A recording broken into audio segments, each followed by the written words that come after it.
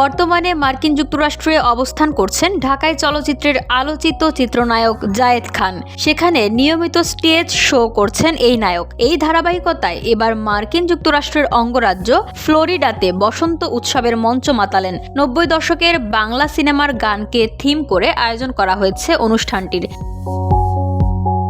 জায়েদ খানের পাশাপাশি বাংলাদেশের আরও বেশ কিছু তারকা এই অনুষ্ঠানে অংশ নেন। অনুষ্ঠানটি নিয়ে জায়েদ আমেরিকা থেকে বলেন, 90 দশকের বাংলা সিনেমার গানের সঙ্গে পারফর্ম করলাম, আর আমার সঙ্গে ছিল আমেরিকার বংশোদ্ভূত মেয়েরা। অনুষ্ঠানটি সবার জন্য উন্মুক্ত। এখানে এসে আমার দেশের মানুষের ভালোবাসায় সত্যি মুগ্ধ হয়েছি। আশা করছি প্রবাসে এমন অনুষ্ঠান অব্যাহত থাকবে।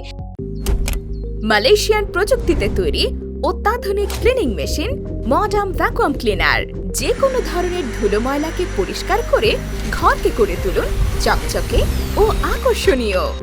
Modem, brand of luxury. এটি শনিবার রাতে অনুষ্ঠিত হয়েছে। এদিকে নিউ ইয়র্ক থেকে প্রকাশিত বাংলা সংবাদপত্র ঠিকানায় যোগ দিয়েছেন জায়েদ খান। সেখানে প্রথমবারের মতো উপস্থাপক হিসেবে দেখা যাবে এই নায়ককে। VOD Bangla news desk.